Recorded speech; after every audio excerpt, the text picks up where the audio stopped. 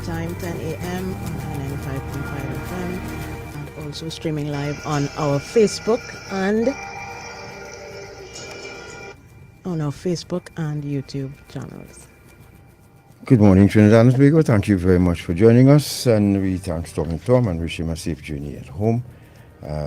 We'll take over from here until 12. We have lots and lots and lots of information for you coming up today, and it's all in your best interest, which is all of us actually. Once you have a electronic device, online banking is a thing now. There are a number of people. Just last week we heard of a young man who got shot and he died because he went to sell a phone. And no matter how many times you want people not to do this and what to do to avoid this, people still not listening and feel that they are exempt from getting hurt or even fatally wounded. So this morning we will have Inspector Daniel Hernandez and also Mr. Angus Smith. We'll tell you who they are in a while, but they'll be taking us through the paces here this morning, again, in several areas of protecting, in an effort to protect us from cyber crimes. It's very important, and we have lots to show you. Those of you who cannot log on to Dependency's Facebook page or YouTube channel, we'll try our best to talk you through it.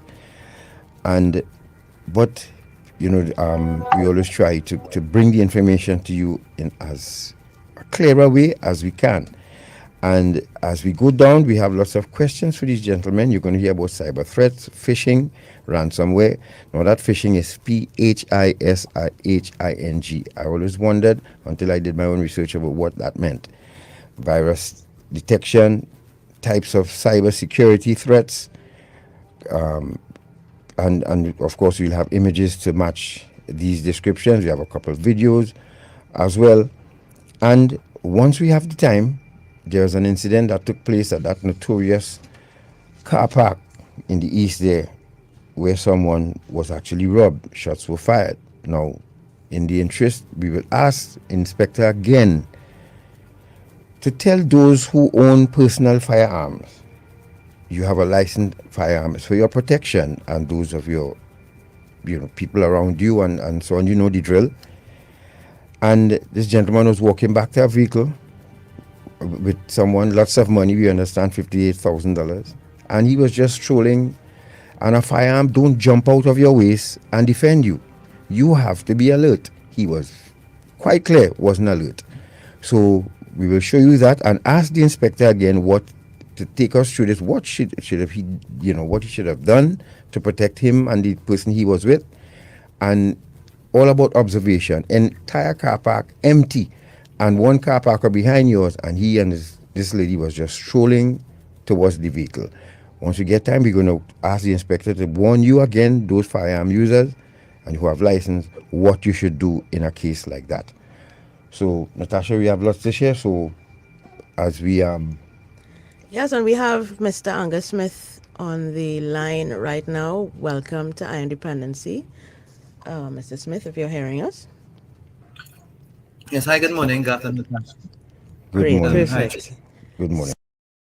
So, Mr. Angus Smith is the head of the Trinidad and Tobago Cybersecurity Incident Response Team, or TTCSIRT. For the past 6 years, he's been involved in cybersecurity for 9 years, ICT for 20 years. Angus has been instrumental in the development of the National Cybersecurity Program for Trinidad and Tobago, implemented the Trinidad and Tobago Cybersecurity Incidents Response Team, and he's involved in a number of other national digital transformation projects focusing on the cybersecurity elements of these projects. The CSIRT was convened by the government of Trinidad and Tobago, an interministerial committee was convened, chaired by the Ministry of National Security, so that is the ministry under which this unit falls, to develop a framework for a coordinated approach to cybersecurity. The Interministerial Committee produced a national cybersecurity strategy in November 2015, with the assistance of the OAS, the Organization of American States, and the International Telecommunications Union, ITU. So the cybersecurity incident response team was implemented as a strategic objective and one of the deliverables of Trinidad and Tobago's 2015 National Cybersecurity Strategy. And its mission is to respond to cyber incidents through effective incident response techniques, education, training, awareness, which they will be doing today, research, collaboration, and effective management strategies in order to restore the operations of the information systems of our constituents, which is the citizens of Trinidad and Tobago. So we would like to welcome again to Iron Dependency Mr. Angus Smith, who's the head of the CSIRT. Now, why is it necessary to set this up? Because of our advancement or the advancement in the world of technology, and people have access to online banking, online shopping, and of course the old that going up to the ATM, you will also be guided on that on how to. And this is relatively new. I mean, we've only had some of the technology that we use every day. Yes. Only for the past 20 years it's been, widely available. So it's pretty new, and of course, the threats and the risks that come with life, a digital life, a digital virtual experience, have to be managed. So that's why we've invited Mr. Smith and Inspector Hernandez to take us through the paces as to how the country itself is being protected and secured, and then we'll go on to a more individual level and how we can protect ourselves from cybercrime. After which we will speak with Inspector Daniel Hernandez, who will also take us through his part of the lesson this morning. So, Mr. Smith, good morning again, and thank you very much for spending the time with us. Good morning. Good morning. Right. So, what is cybersecurity? Just and we put up an image there. As I said, folks, you can log on to Independency's Facebook page or YouTube channel, so you can follow this too as well, the step-by-step tutorial. Tell us about the CSIRT unit. How big is it, and what services you provide to Trinidad and Tobago? All right. Good morning, everyone again, and morning, Trinidad and Tobago. So the CSIRT is comprised of about 6 persons at the moment. We provide a number of services. Now, the services are geared towards the government in Trinidad and Tobago primarily in terms of protecting the government information systems. We provide incident response services as well as vulnerability analysis. As said before, training, education, awareness training. It is all geared towards protecting consultation, legal consultation. We do a number of things in the sphere of cybersecurity for the government, especially of Trinidad and Tobago. So the CSIRT serves the government agencies alone, or is it government agencies? Who are the public that you serve? So we are first and foremost a national CSIRT. So we're primarily responsible for the government of Trinidad and Tobago and all agencies related to the government. But we can provide, or once we have resources, we provide services towards the general public, companies, organizations, and individuals. Once we can, we do. So, but primarily our main focus is the government and its MDAs. Right. So now, what kinds of cybersecurity threats does CSIRT address? And we will put up the images as we go along. So we can start with image B. Mr. Boris, cyber threats. What kind of cybersecurity threats does CSIRT address? And you actually in the image there kind of addresses it in a basic nutshell in terms of virus attacks, malware attacks, in terms of ransomware. We deal with addressing any of these attacks against systems, phishing, especially email phishing. We would do look at vulnerabilities, vulnerability analysis in a sense. So we would cover this realm of cyber attacks that are presently out there. Once they affect a government system, we have to address it and look at it. Primarily, you would see the things like ransomware, and which are more popular ones that you would know, viruses and maybe phishing, email phishing. Phishing. Let's go to that. People tend to think is FISHING, and It's not that. It's another entity. What is phishing? Phishing in essence is somebody trying to trick you in essence by either providing content, information that may be familiar to you, relevant to you, that you would either try to click on a link and open an email, open an image that you might get in the email, but all with malicious intent. So really and truly, that is what it is. It's really somebody trying to trick you to click on something to either download a piece of malware software or to go to a link to get your information. And it's really that. Think about it actually how you fish with a bait and hook, and the Right. concept of putting a piece of bait on it is what fishing is really and truly. What about ransomware? No, Is it before we go to really? that, sorry, Natasha, before we go to that, I'm just conjuring an image in my head. So maybe it not be that, but let's say I put up, no, anyway, let me ask it. They say that there's no such thing as a stupid question. So if I post a phone, would that be the hook to catch someone to bite that bait? Did I put up a phone for No, sale? it depends. It depends on what you know. This is a more so based on a selling of an item and trying to trick somebody to come fit. Now, Inspector Hernandez will We'll deal treat with with that. that aspect Okay. of it All more right. so in that context. But quickly, let me just give you a quick example. You would go to us normally you do online. Some of you would do online purchasing. You have an Amazon account. You would get an email saying that you need to change your password, or you need to subscribe to it, to something has wrong with your password. But really and truly nothing is. And Right. then that Yes. link that they provide to you would now take you to a site, may not be the Amazon site, but would be something to either try to get your password from you, a username and password, so they can now go and just impersonate you in essence. And that's just a simple case. Okay. Okay. Ransomware. So we have an image of ransomware. What is that about? Ransomware, again, it's as a vector, as they would call it, or a means of getting into your organization to access your files or do what it is, what the name implies, hold your information for ransom or take your information for ransom. So they would either come through means of the same phishing they would use, send an email to you, you would click a particular piece of malware or software, it would download to your computer.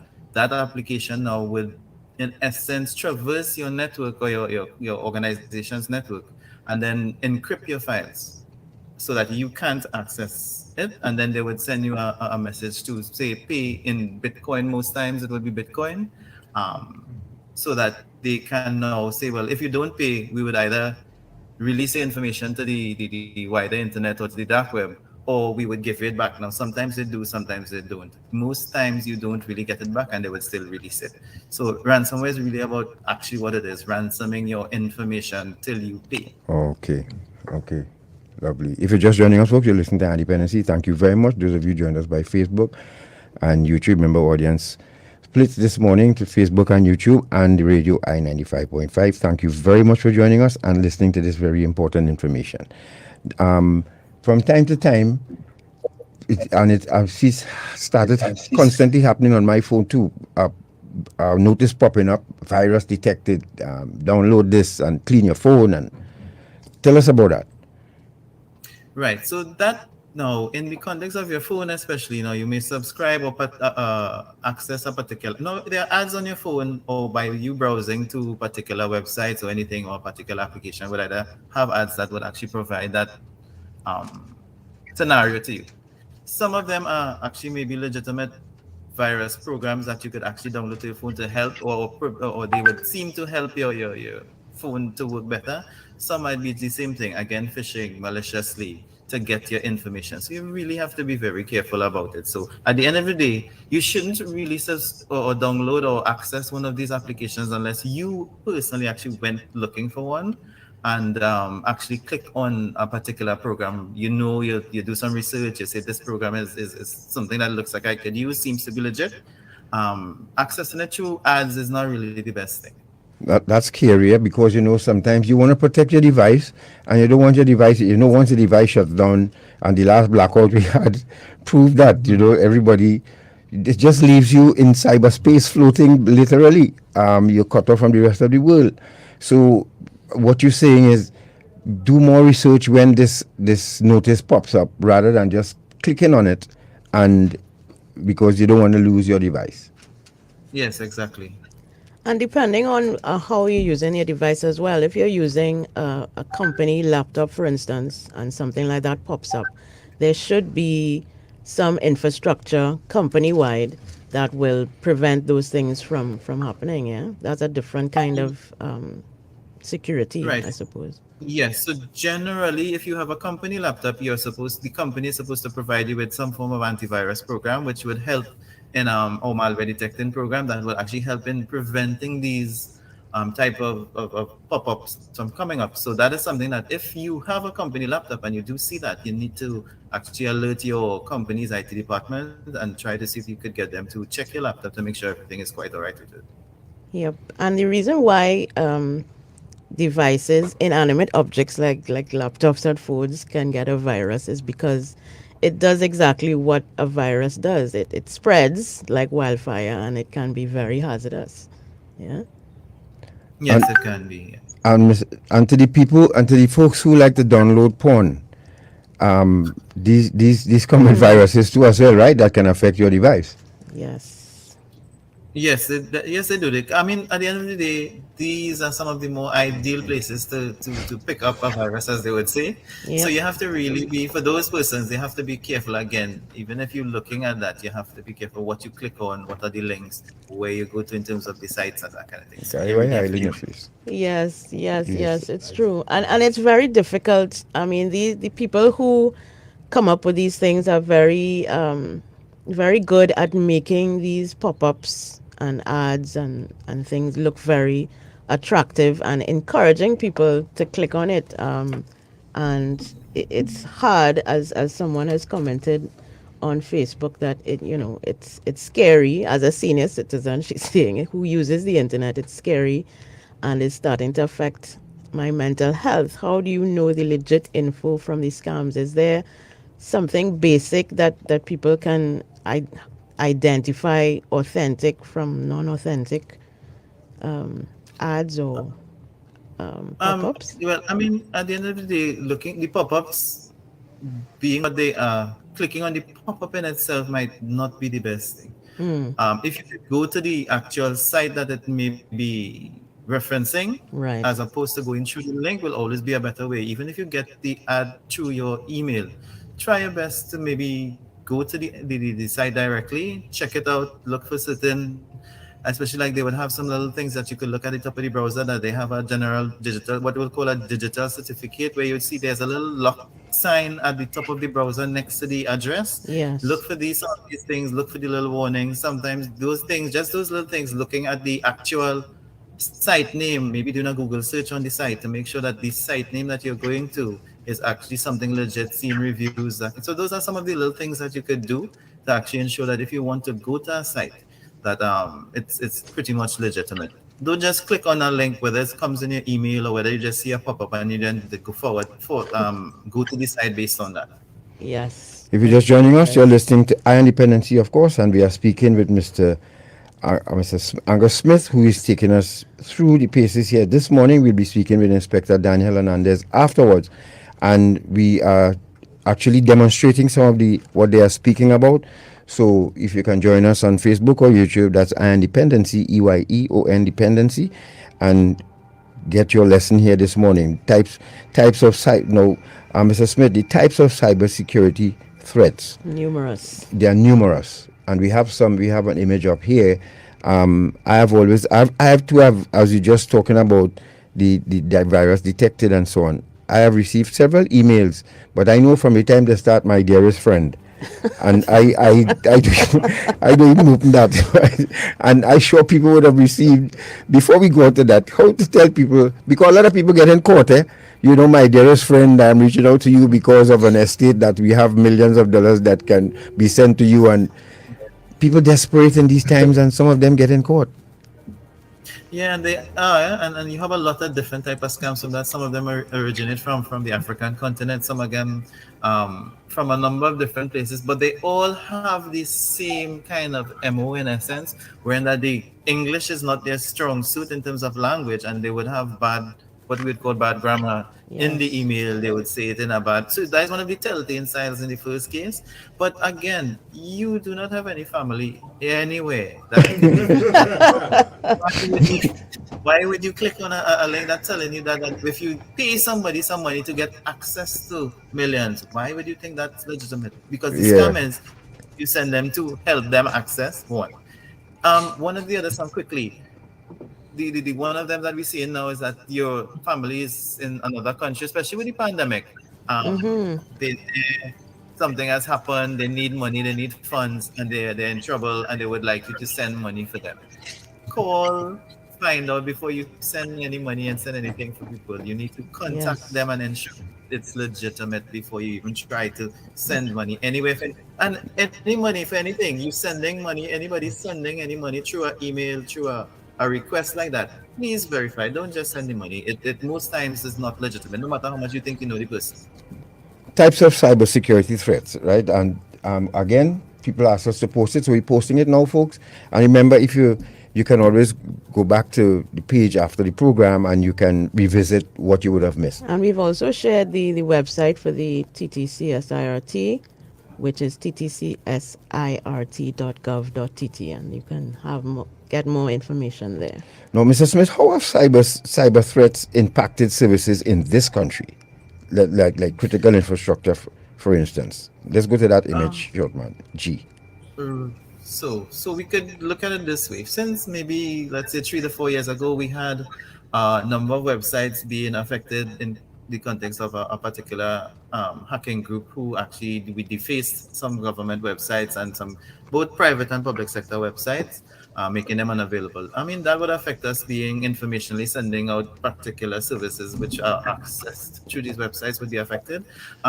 We have companies like, okay, for one that is in the public domain, Answer Macal, who suffered a ransomware attack and lost some information or had their information accessed and be made available over the dark web. We have had a number of other agencies that have been affected or different departments of either ransomware. And most of them is ransomware or the hacking. We had 1 or 2 cases of denial of service where, but most times it would be a website that is not available.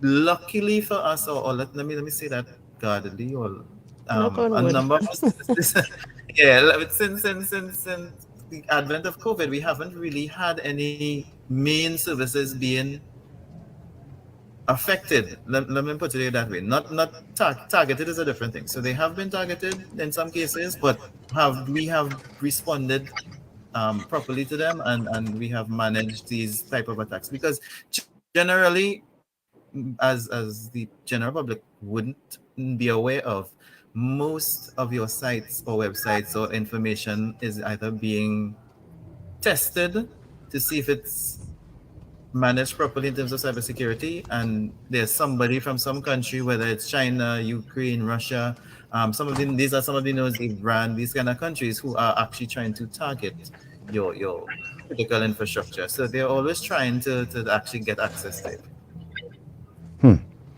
Now, the and we go to the national infrastructure now. So, man, you put up the image with that.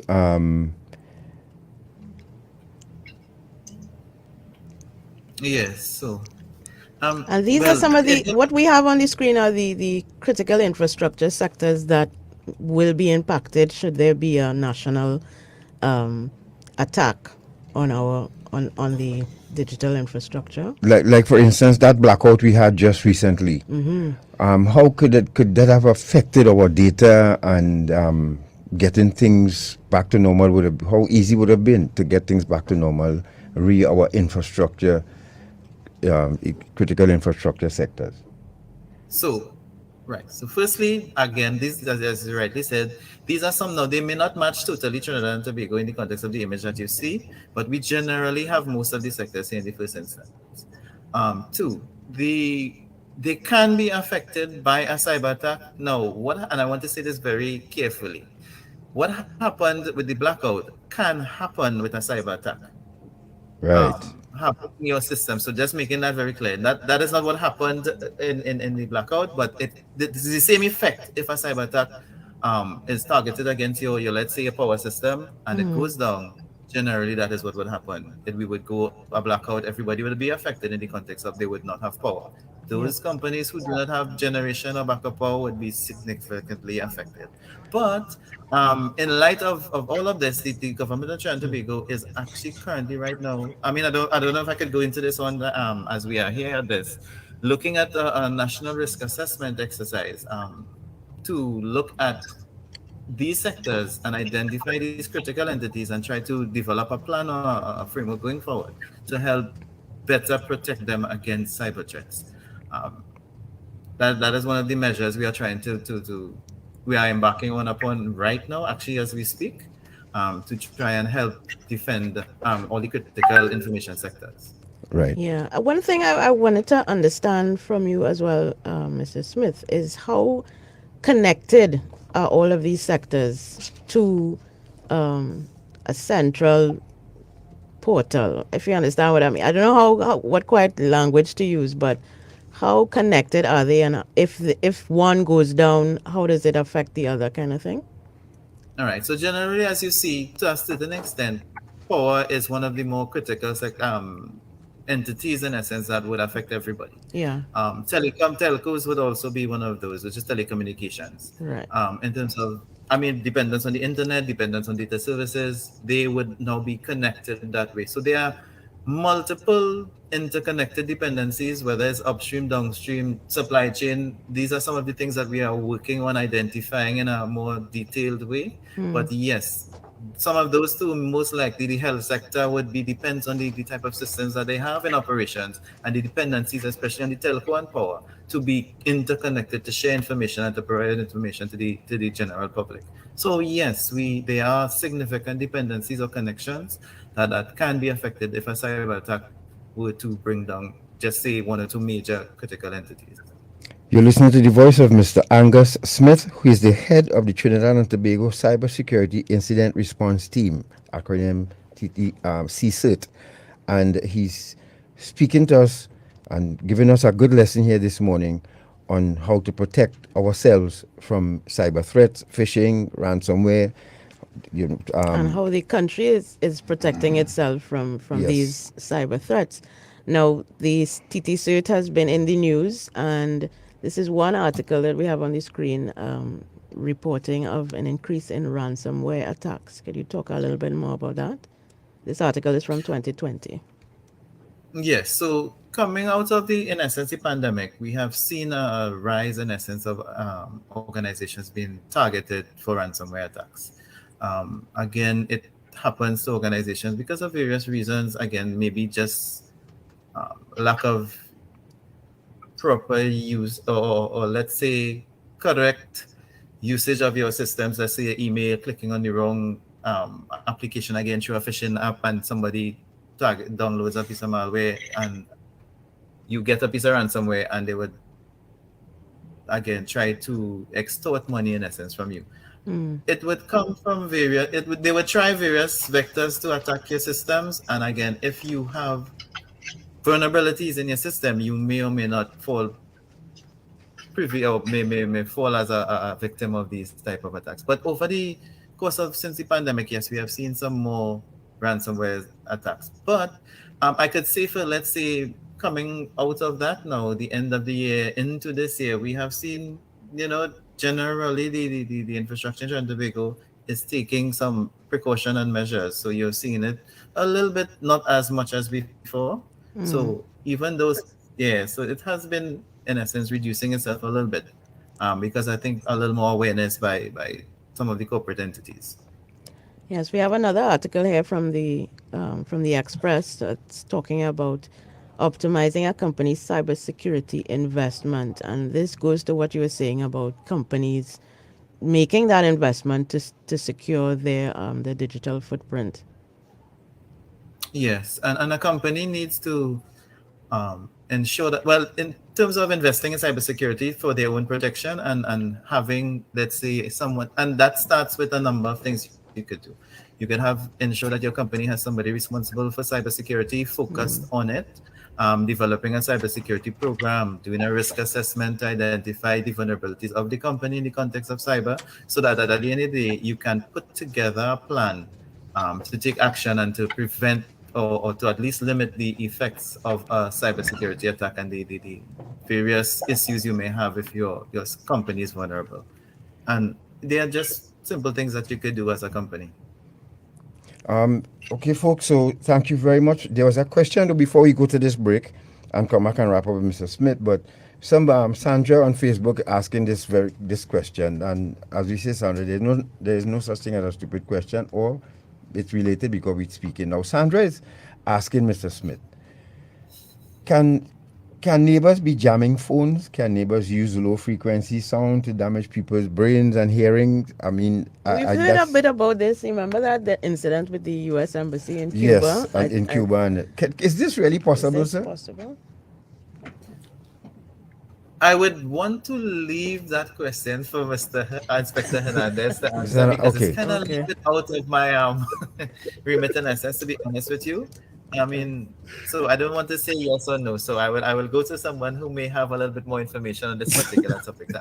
All right. All right. Fair Take enough, note, fair enough. Inspector. We will when we get to you. Inspector, we'll yes, when we get to you, and we are speaking with both gentlemen via video call, and they're really here to do us a real huge favor here this morning by making us aware, because as you know, senior citizens like myself and so on and others who don't know even which end of the phone to use to put. I mean, it took me a while to get accustomed to these gadgets, so to speak. It's a generational thing. But yes, and I'm still, you know, I always say, once I have a device to take text messages, take calls, I good. But you know, sometimes you need to go a little deeper, and this is what these gentlemen will assist us in doing this morning. Remember, those of you on YouTube, remember to like and subscribe to the page, the channel, so that when we go live, you will always know, and when we post content, you will. Likewise, those of you who are on Facebook, and those of you seniors on I-95.5, well, we welcome you as well. We will take a break. Let's go to this quick break, and when we return, we have a couple more for Mr. Smith, and then we'll cross to Inspector Hernandez. Stay right there. We'll be back.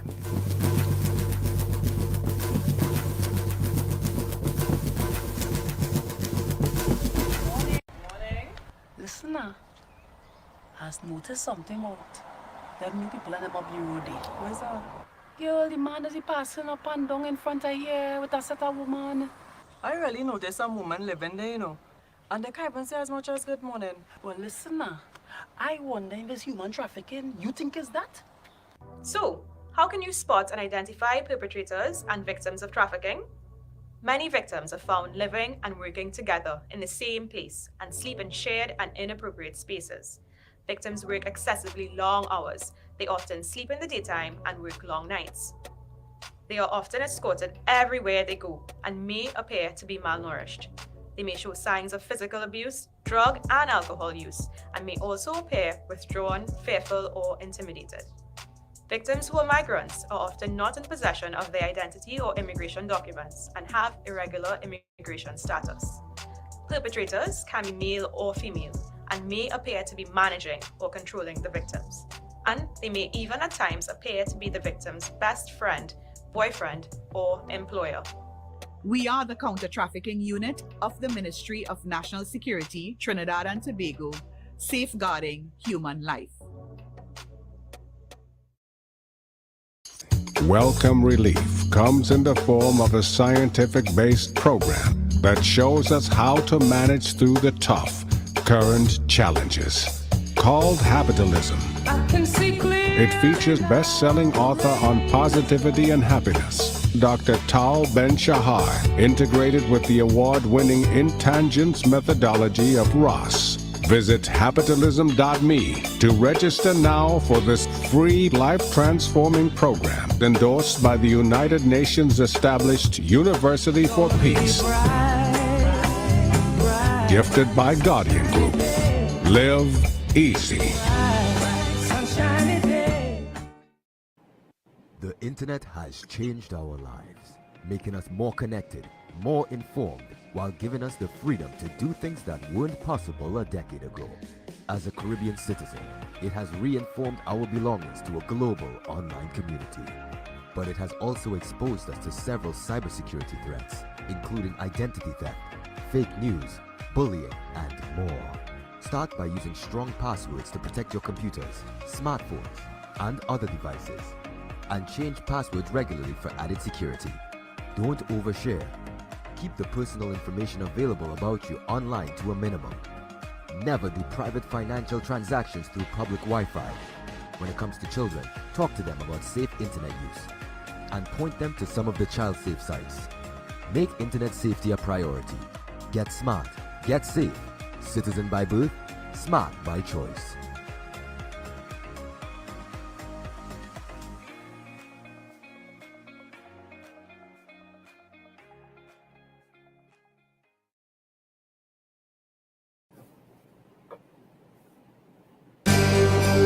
On Dependency with Garth and Natasha. Reality radio at its best, where every life is a biography. Sundays at 10 a.m. and exclusively on a 95.5 FM. And streamed live on the On Dependency Facebook page and YouTube channel.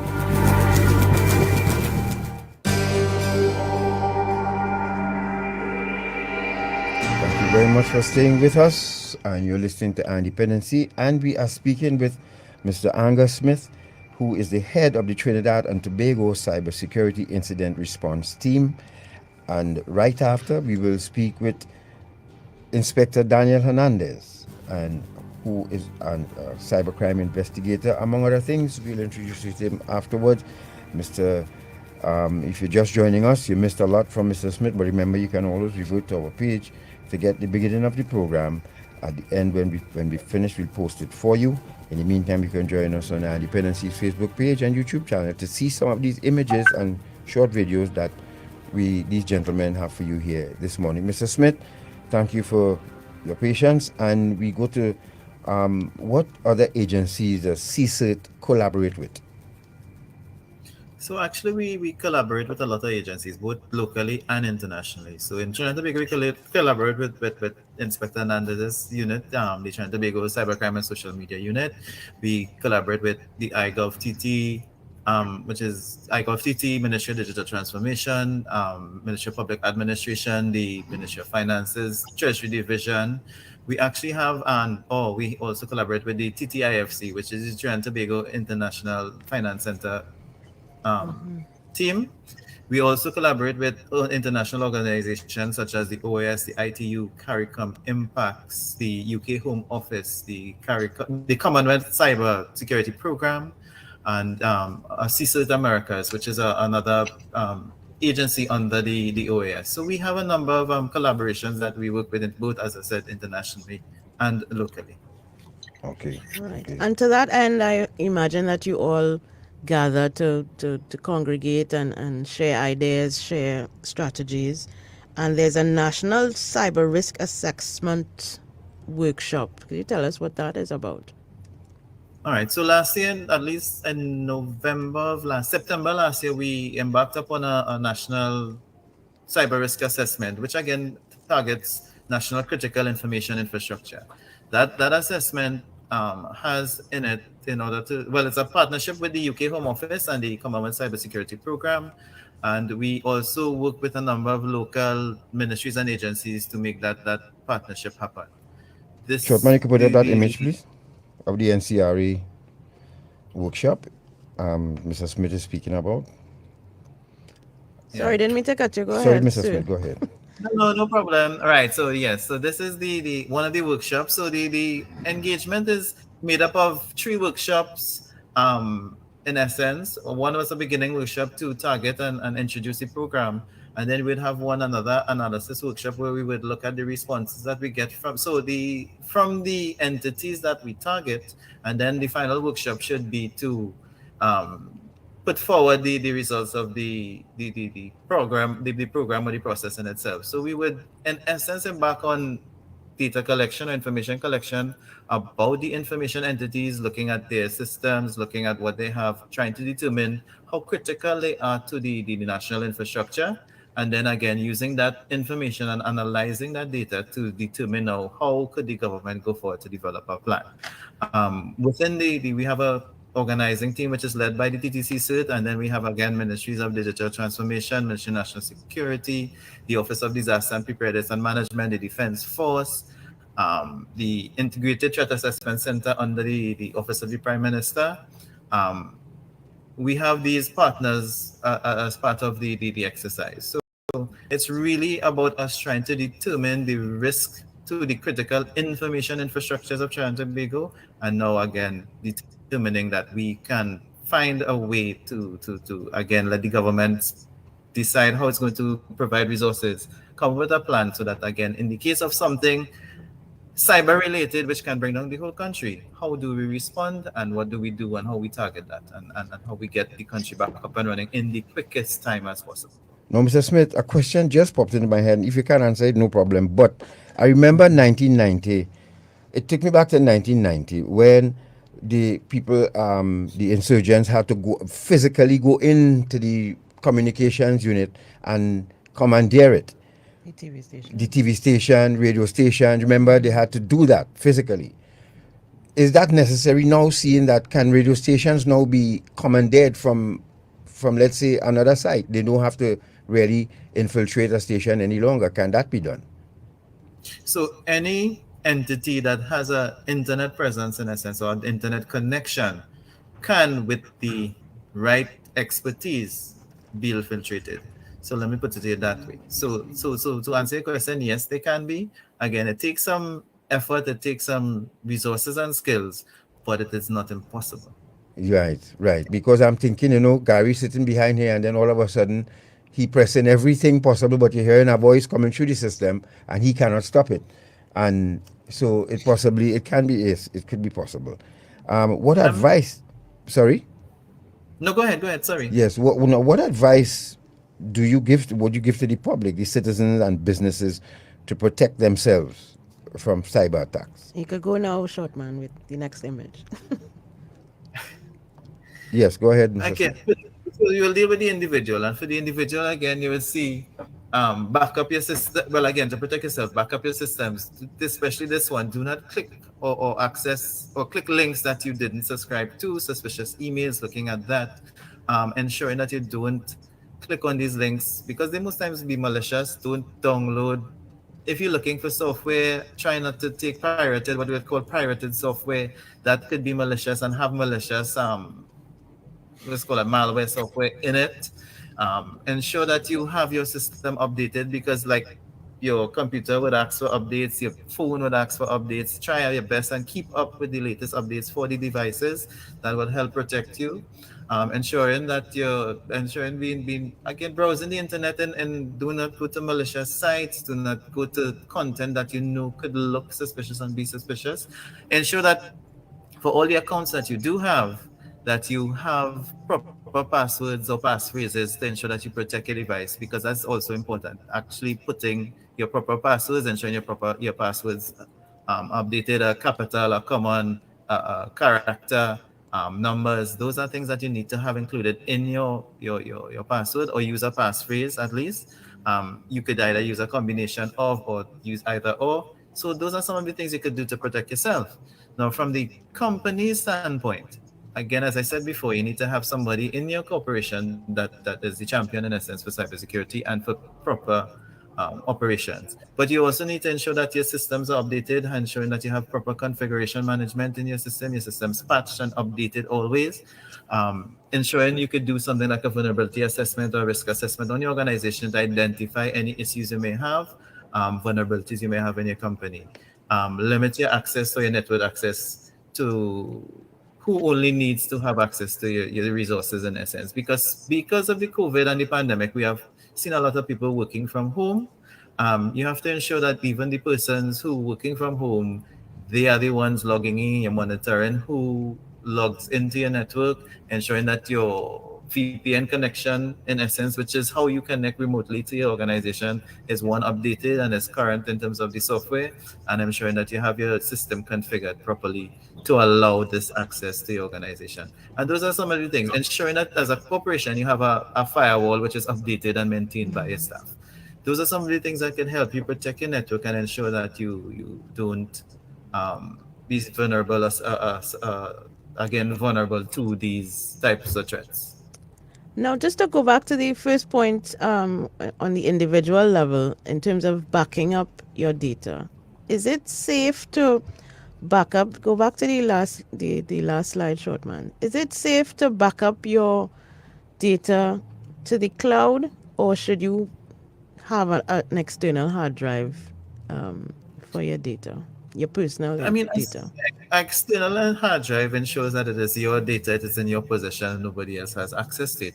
The cloud, in the context, yes, for the most part, the cloud is a nice alternative. It is convenient.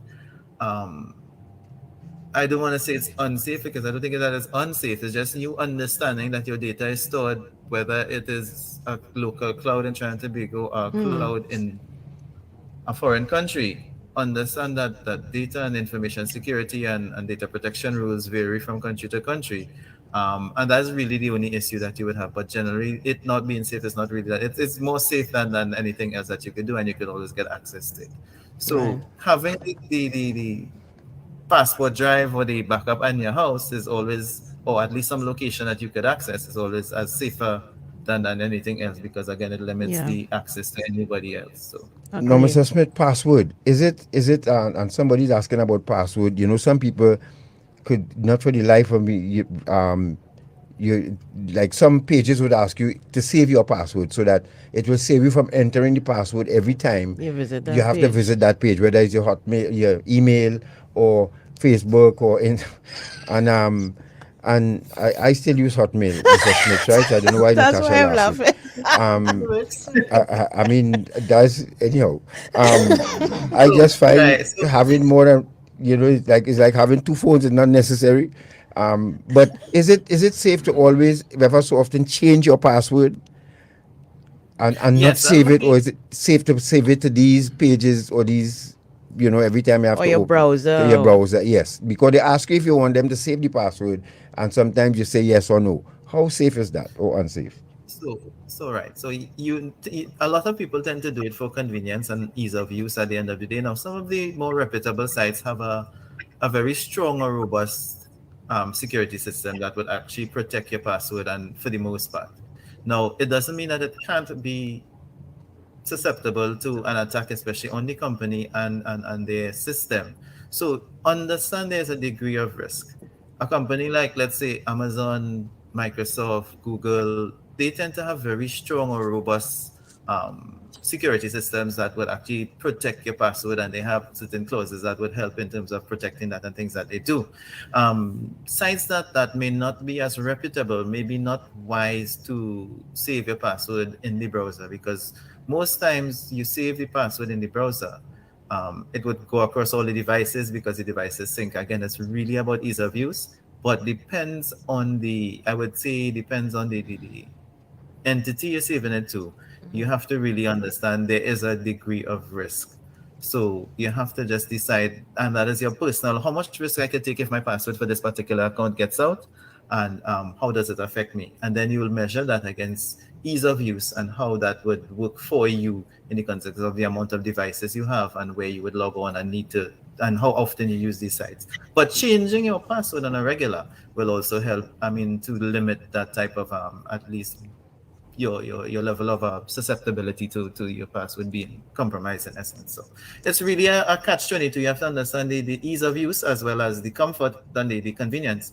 Again, the risk to you losing your password, or the particular site being attacked or hacked and you losing it. But you see cases there that a number of sites have lost or their password list being captured in the dark web or put out there in the dark web. So again, there's an element of risk. Yep. Sandra's asking, what is a sweeper system? Mr. Smith? System. Yeah. Sweeper. Yes. Yeah. Sweeper. Yeah, the person is asking that on Facebook. What is a sweeper system?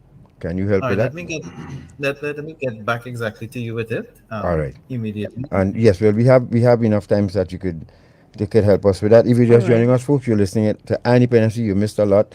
We are speaking to Mr. Angus Smith, who is the head of the Trinidad and Tobago Cybersecurity Incident Response Team. And in a while, we'll be speaking with Inspector Daniel Hernandez. So before we switch to Inspector Hernandez, just put up the contact details for the CSIRT, and you can let us know, Mr. Smith, who should be contacting you. The average citizen, the corporate entity, the government agency. Generally, it's the government agency that we would who contacts us in the most instance. A corporate entity also can contact us. The individual, because we have links to awareness sites, or especially Get Safe Online, you would see that connected directly to us. Yeah. Yeah, so that in the context of, yes, we will provide more so for advice, because we get a lot of public inquiries in the context of different situations that they would have, and we would try to provide advice to them. So I don't want to say that the public we don't deal with the public. Yes, we do, but we would just really more so be advised as much as we could, but we are really based on government entities and maybe corporations we would more so deal with in the first instance, but Right. we will help everyone that we can.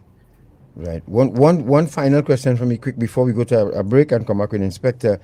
There are people sending friend requests on Facebook.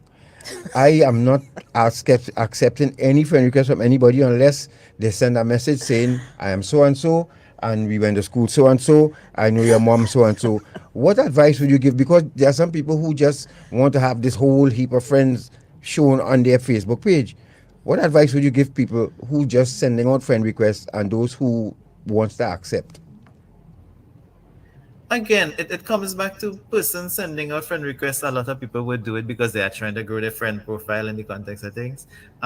You as a person have to determine who you want to in a sense Be friends with.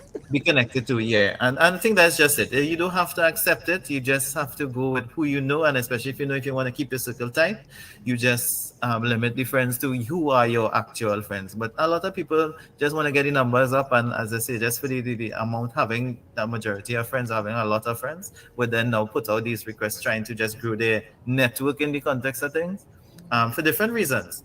Could either be for self, and it could be for business, it could be for just having a wider pool of persons to know.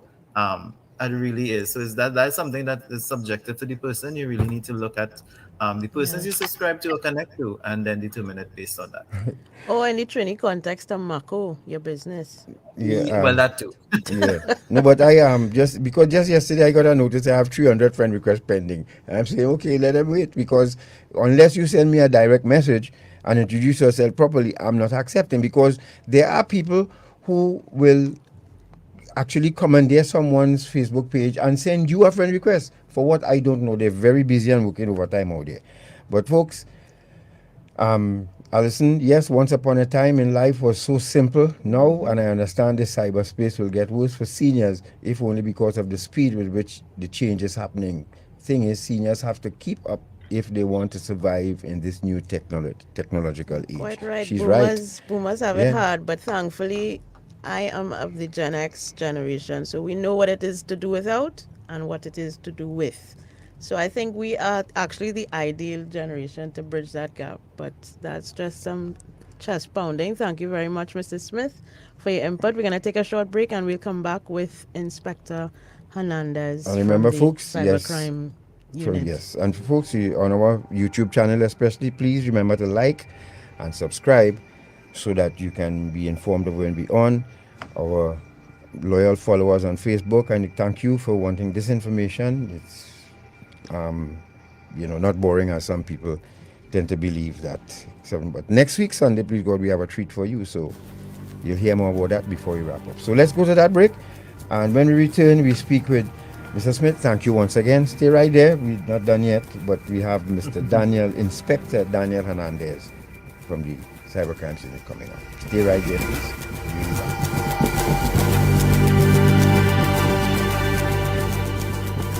You met him online. He says his name is Paul.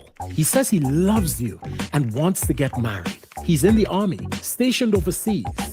He wants to visit, but can't get time off. He sends pictures of himself, but is never able to video chat. And though you've never met him, Paul asks you for money. Stop. Don't send it. Don't let anyone convince you to send them money in the name of love. Finding love is exciting, but while many successful relationships begin online, scammers use online dating sites and apps to trick victims into sending them money. Protect your heart and your money. Don't fall for a scammer. This message is brought to you by GetSafe Online. Visit getsafeonline.tt to find out more. Finally, Welcome Relief comes in the form of a scientific-based program that shows us how to manage through the tough, current challenges. Called Habitalism. It features best-selling author on positivity and happiness, Dr. Tal Ben-Shahar, integrated with the award-winning Intangence methodology of Ross. Visit habitalism.me to register now for this free life-transforming program endorsed by the United Nations established University for Peace. Gifted by Guardian Group. Live easy.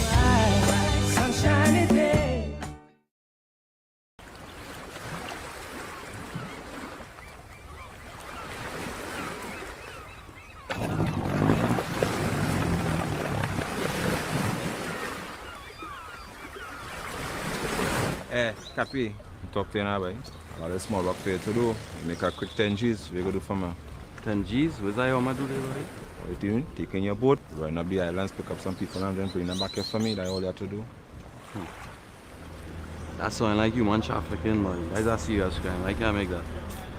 Trafficking in human beings is a serious violation of a person's human rights. It violates a person's right to freedom of movement, freedom of choice, freedom of speech, and freedom of identity. It is a heinous crime which affects local, regional, and international peace and security. A victim of human trafficking is subjected to many types of abuse. The crime destroys a person's dignity and self-worth. Victims often feel hopeless, are suicidal, and are stigmatized in their communities. Child victims are deprived of their rights to education, play, and social interactions. They're essentially robbed of their childhood, and that can never be regained once those years have passed. If we do little or nothing to fight against human trafficking in our country, we can face economic sanctions from international agencies and partners. Our country will be losing money. Doing little or nothing to fight against human trafficking will tarnish our country's international image and, most of all, the value we place on human life. Human trafficking is no respecter of persons. Anyone can be a victim. So let us all strive to safeguard human life and dignity in Trinidad and Tobago. We are the Counter-Trafficking Unit of the Ministry of National Security, Trinidad and Tobago, safeguarding human life. Eye on Dependency with Garth and Natasha. Reality radio at its best, where every life is a biography. Sundays at 10 a.m. and exclusively on I95.5 FM. And streamed live on the Eye on Dependency Facebook page and YouTube channel.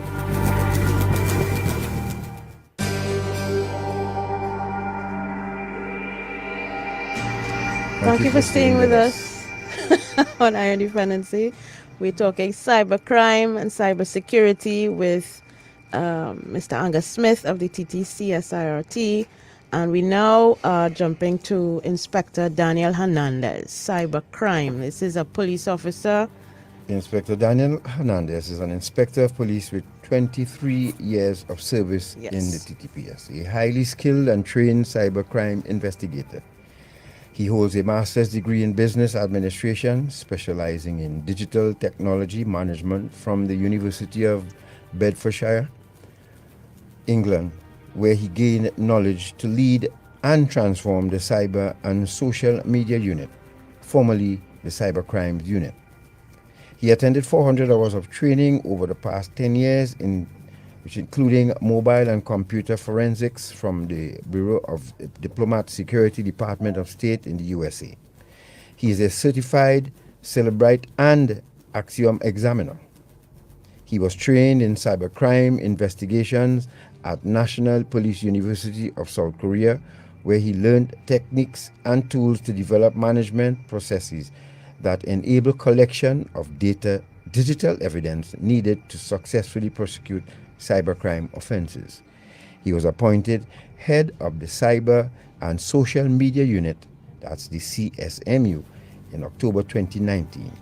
He built public awareness of cybercrime through lectures and presentations within the TTPS at schools and to the business community. Inspector Daniel Hernandez, we welcome you to Dependency. Thank you for spending your morning with us. Folks, you can join us on Facebook and YouTube. We're speaking with these gentlemen via video, and we have some videos to show you, of course, and continue with the images that will help you along in this lesson in cyber safety this morning. And to be clear, before Inspector goes, the Cybercrime and Social Media Unit is not the same as the Cybersecurity Incidents Response Team. They both deal with events in cyberspace, and the primary objectives of both organizations are fundamentally different. The CSMU is a specialized team in the Trinidad and Tobago Police Service, and their primary role is to provide technical assistance in the detection and investigation of crime, wherein the computer is the target or the means used. The unit is made up of police officers who are trained in the investigation of crimes that take place over the internet or through the use of a computer. Right, Again, welcome, Inspector Hernandez. And we understand, Inspector, you're a Tranquil alumni. So, yes, congratulations. Certainly so. And also, before we come to you, Mr. Smith, we want to congratulate you too. Your former Commissioner of Prisons listening, and he said that you were a prison officer once. And we didn't know that. So, well done. And thank you for your continued service to Trinidad and Tobago. Okay, Thanks no a God. problem. Yeah, thanks. So, Inspector, so we have two servicemen on with us here this morning. Well and good. Thank you, Inspector. Now, Inspector, your task now is to take us through your neck of the woods. What is a cybercrime?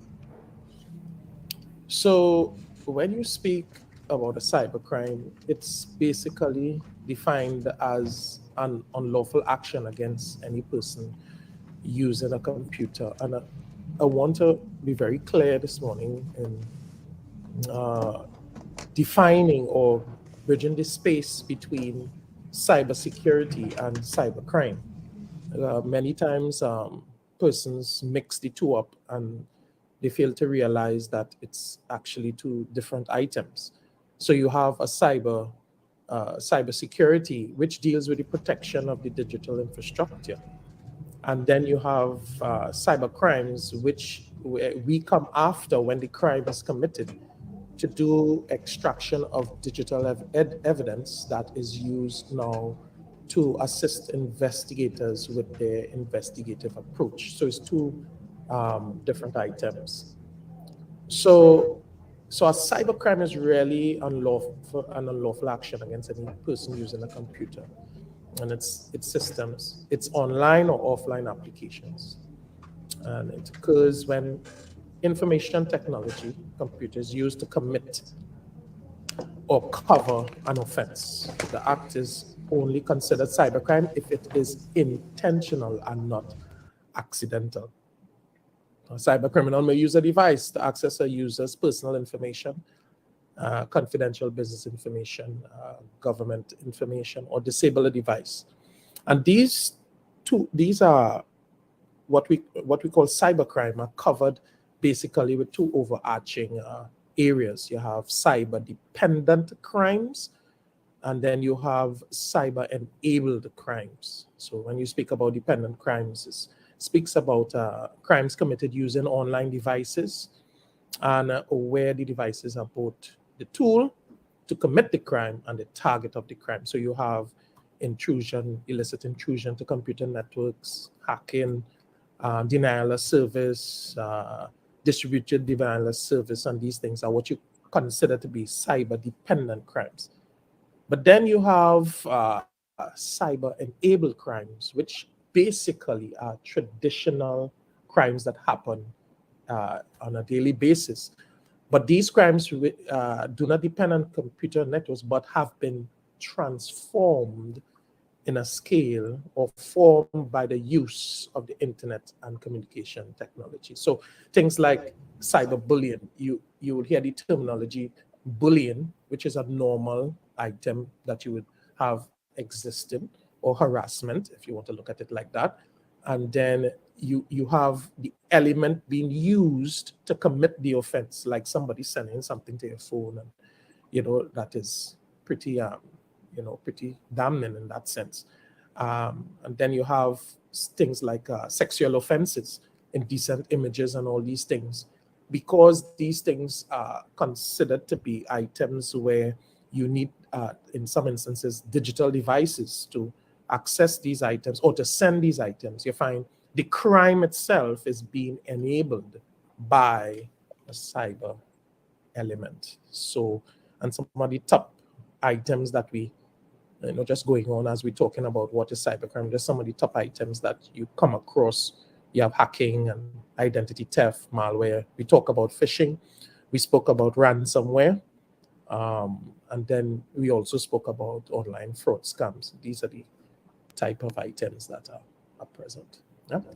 All right, we have a graphic up on the screen that that shows the different types of crime, and thank you very much for that information. So we're gonna go down a little deeper into what would be considered the types of crime. Yes, Shortman, you could go to the next one. Cyber stalking is one.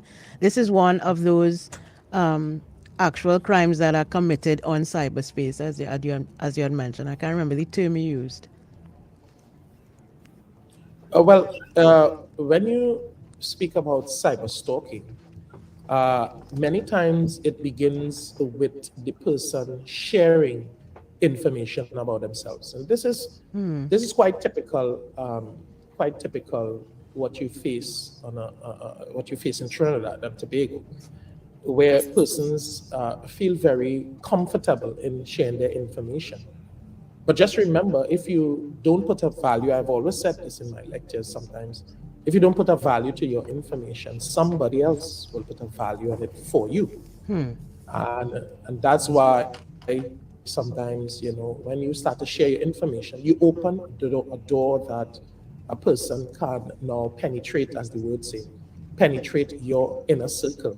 And by penetrating, they are now able to see your information, because why? You have been sharing your information. And that has overarching, reaching situations, because you have situations where persons now feel so abused. They feel their space has been threatened, and they feel not to go online. They don't want to, they're taking off their phones, because why? They believe that their space has been infiltrated. But it generally starts by you sharing information. You go up on Facebook, you want to post it. You went somewhere, you want to post it, and that has become an issue. Then there's something that has come up recently. I don't know if you're all aware of it. It's something that came across the BBC recently, where they were speaking about these iTags that Apple sells. It's a small little round device, called an iTag, and the tag really is for good situations where you want to know the whereabouts of your luggage, you are transporting an item overseas and you want to track it. And it has its good, but where there's good, there's evil. And that's where people now are using that item, and it's becoming a big issue in North America and England, where people are using the iTag, slipping it right in your pocket, because it's a very small item, your jacket, your purse, resting it in a very protected place in the car where it cannot be seen. And you now want to know how this person knows where I am, how long I stayed, what I did. Yes, they just basically went and buy an iTag and they set it up and put it in here, and it's very inconspicuous, so you can't see it. So that that in another sense is another area of cyber stalking. I don't know if you all get me with that. Yes, we're Yes, of following course. you. Yes, very, very And I well. know that some websites that you visit to request to know your location. And I guess that is probably just for them to identify where their customers or visitors are from. But can that also be a risk if you say you will allow them to a website that you visit to access your location? Yeah, that is a very big risk, especially if the website you are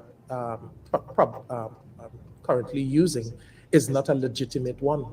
It appears legitimate, but it is not legitimate.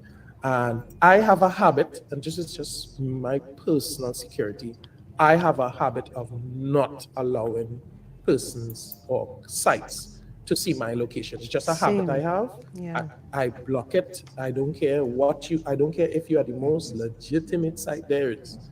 I don't want you to know where I am. And then there are other aspects of items that you can use, like VPNs.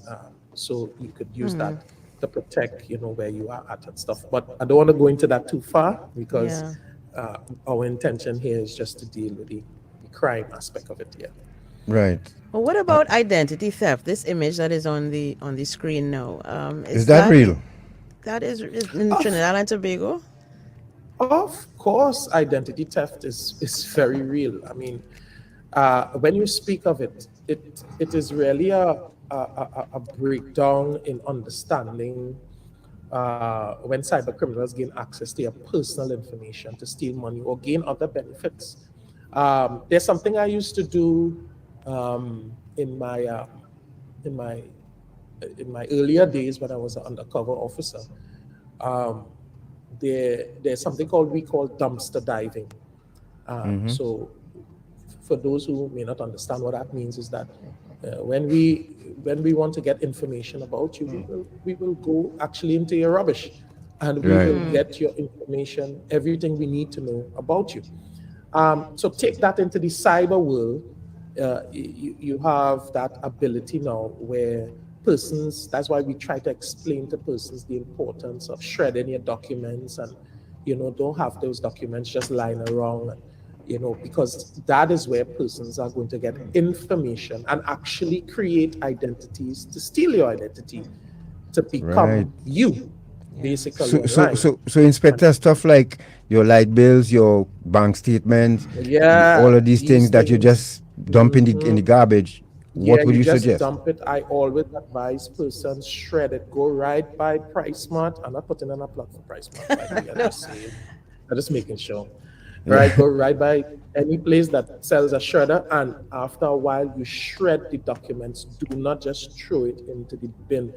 For somebody who has nefarious intentions, they are going to have a field day with your information. Should they decide to do you some harm. And the online space makes it much easier for people to get your information, because you would visit a website, make a purchase using your credit card, and if you allow the site to track where you are, some cyber criminal will kind of hack into your device and access your passwords, your credit card information, your name, your address, everything, right?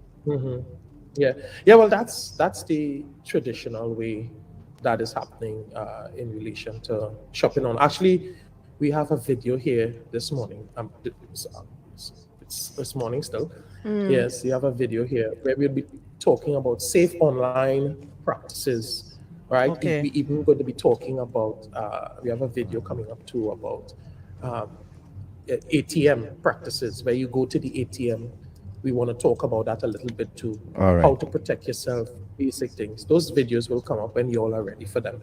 But basically what you are saying is what it is, yes. All right. So the online, now a lot of people shopping online using your credit card, you have to give out everything about you, plus your credit card information, including security number.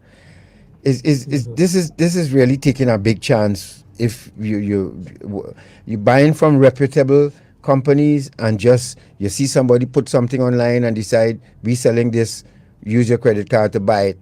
What would you suggest and recommend to people out there? Well, the first things first is we do not want to create an hysteria in terms of online shopping. We are currently in a pandemic, and Right. as such, the way of how commerce is operating today, we need to be online to do our shopping, right? So let's get that out of the way. I don't want nobody thinking, well, I'm not going to. No, we need you because of the COVID situation. Right. We need to be online, so that needs to be clear. However, we need to understand that when we are going online, the context in which we are going online, we must understand that we are opening up our door. Take it from the context, from the viewing of someone coming to your home, somebody that you know, you will open the door. Somebody that you don't know, you will ask them to stay by the gate, and you will ask them. You see the difference in scenarios there. So therefore, then it's the same thing. If I am going online to do an online purchase, one of the first things I'm going to find out is that I am buying from a reputable site. Yes. And that's why I heard Mr.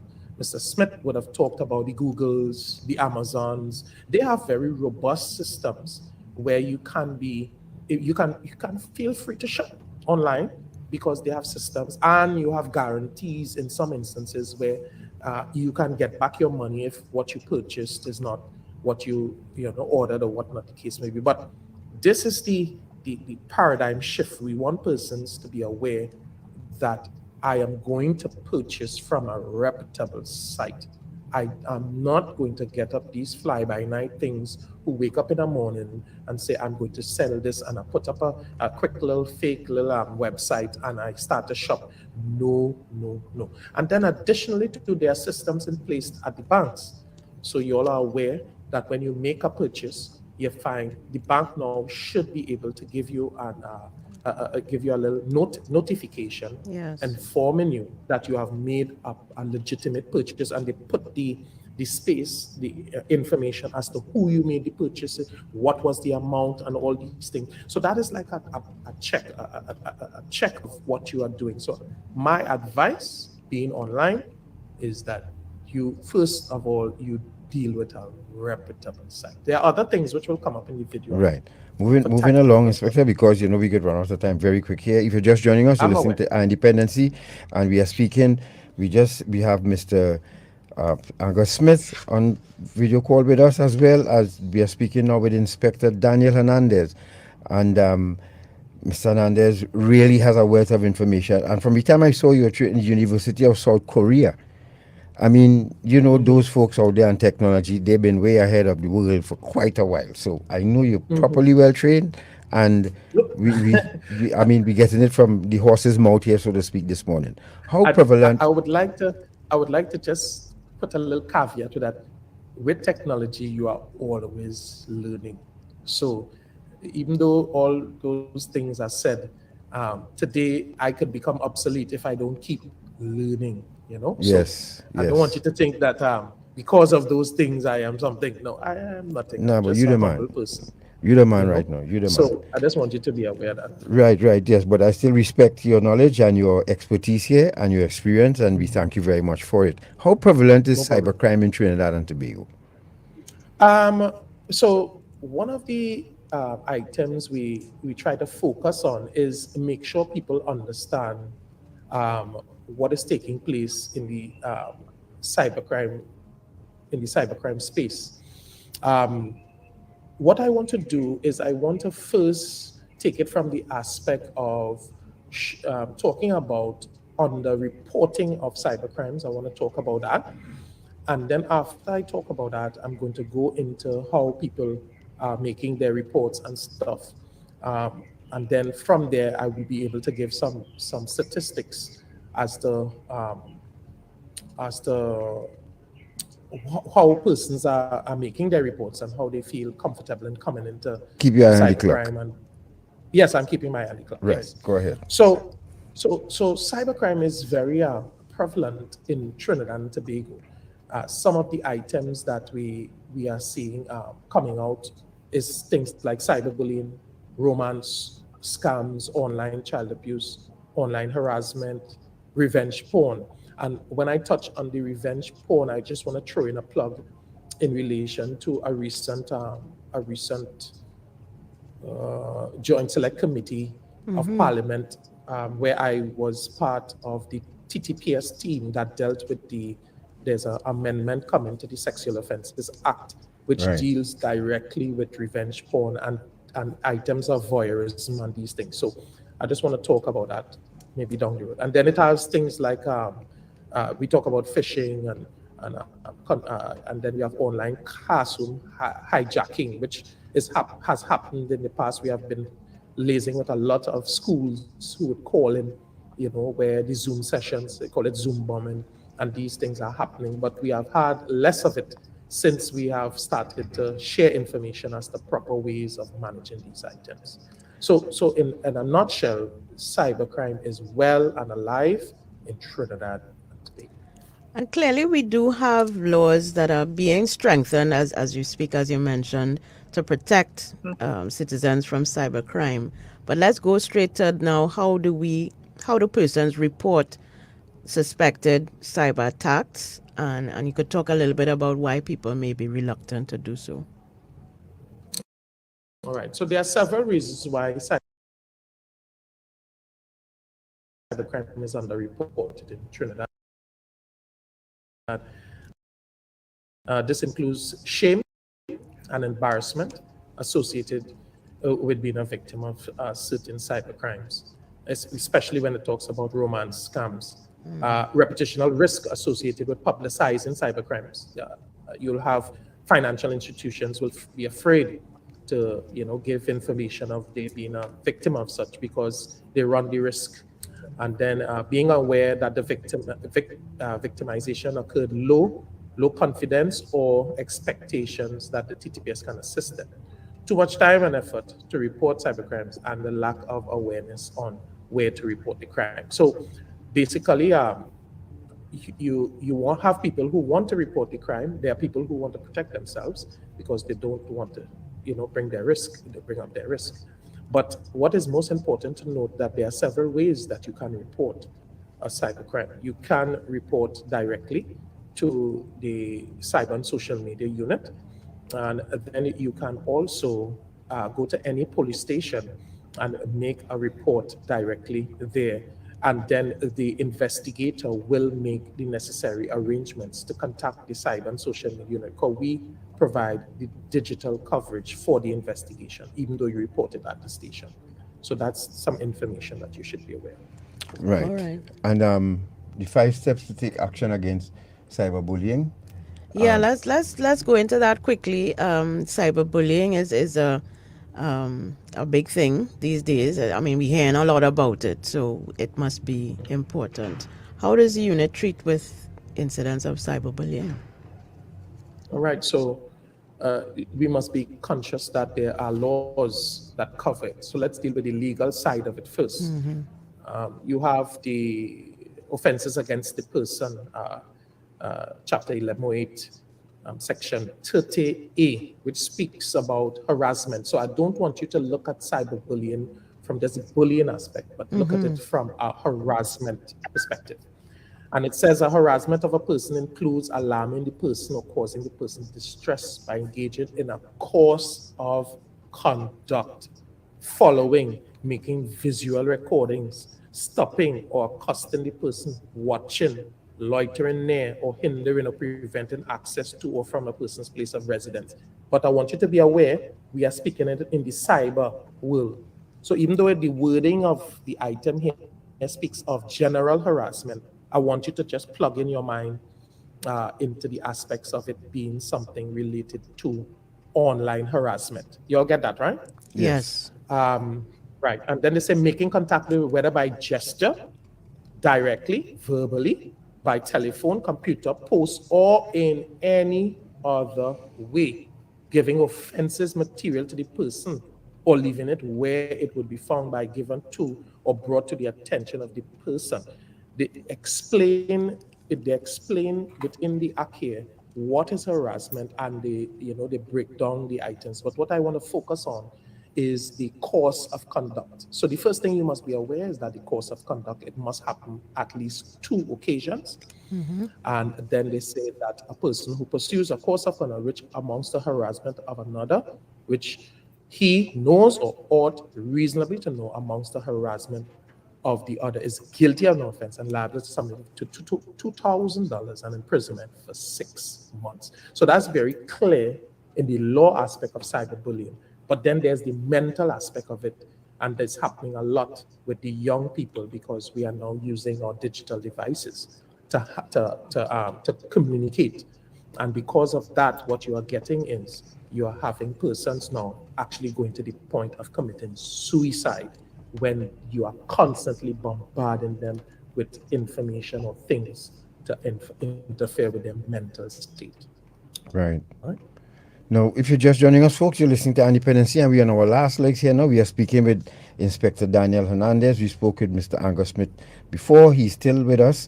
Mr. Smith, of course, when we come closer, you could, if anything you would have forgotten, you have the opportunity to throw it in. We have a question online from Pearl who asks. Yes. Let me ask you. Because I want to, Inspector, pretty soon I'll have a lot of money in the bank, right? Come back to us short, man. Should I? Pretty soon I have a couple millions in the bank. No. Well, that's why I'll be a close friend with you. No. How am I to be sure that my wealth will be protected in these financial institutions? Can people access that information and share it with other people? Is that a crime, of course? Well, I want to be very clear that it's not as simple as it seems, as you would say. But yes, persons, if you are sharing information online, I want you to be aware that it is a risk.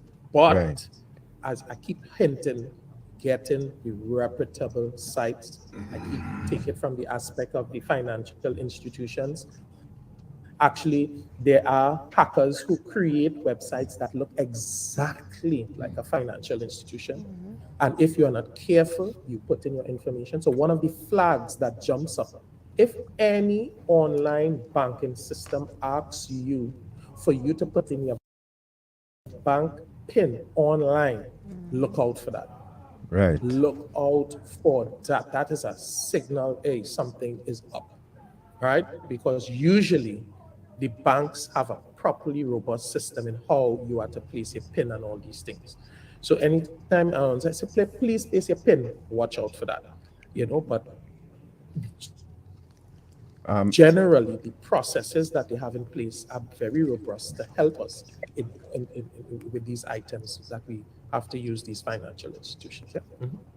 Lovely. Folks, we want to take a quick break and then come back. Mr. Fitzroy Frederick says hello, and he has a question for you too, Inspector. That name should be familiar to you. And and it's a very important question. Yes. So we'll get it when we come back. And we will show that video of that you spoke about a while ago with protecting yourself at the ATM and online shopping. And online shopping, right? We'll show that. And also, I want you to advise users of firearm, people with firearm users license, how they should carry about themselves when they're in possession of their firearm and they're in places that can be risky to them and the people around them. What should they do and how should they conduct themselves? All right, so we'll take a quick break, folks. Stay right there. You can join us on Dependency Facebook page to view these videos or YouTube channel, and remember to click like and subscribe so that you can continue to follow us and be alerted when we have anything on. Stay right there. We'll be back.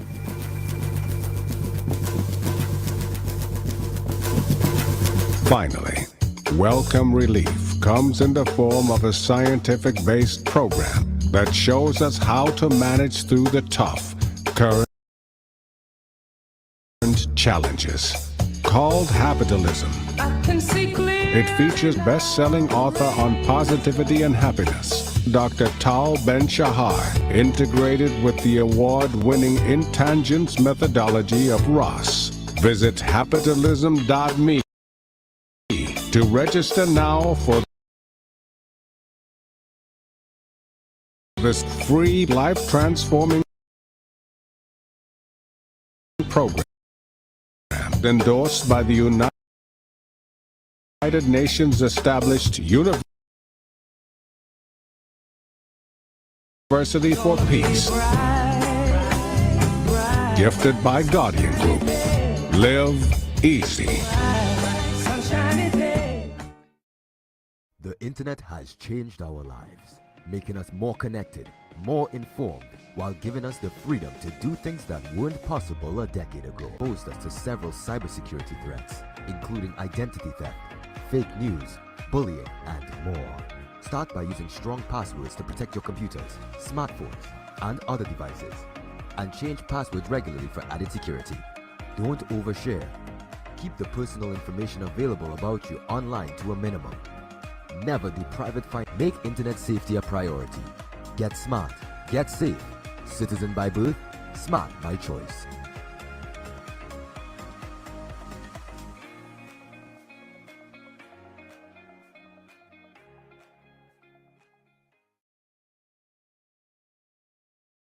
Go, sona! I come in and don't give me no attitude there. You have shit no manners, boy. I wish I had your touch, boy. You have to groom them. First, you have to target them. Scope them out. See if they have low self-esteem, family problems, you know? Then you move in and gain the trust. I like your glasses. After that, you feel a need. Some of them like nice things like fancy phones, hairdos, clothes, food. It have ones who only looking for somebody to care and listen to the problems. You feel me? What's important though, you have to isolate them from the people. Let them believe it's all about you and them. I care about you. Then you get through. Nice, nice. Look one right here. Try thing now.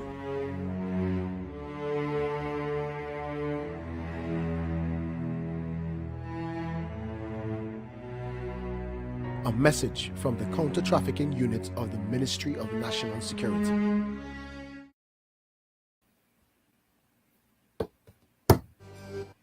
Dependency with Garth and Natasha. Reality radio, at its best, where every life is a biography. Sundays at 10 a.m. and exclusively on I-95.5 FM. And streamed live on the Eye on Dependency Facebook page and YouTube channel.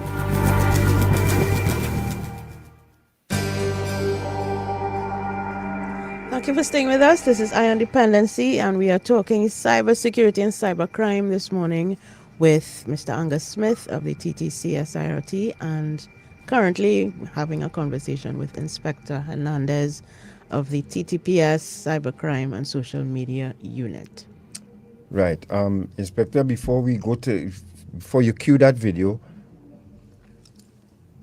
Mr. Frederick had a question. Yes, Mr. Frederick is asking whether you, Inspector, are convinced that officers in the wider community who are trying to prevent and solve other crimes are exploiting the technology to aid in their investigations, i.e., are they using the devices at their disposal to assist in investigations that may not be related to cybercrime?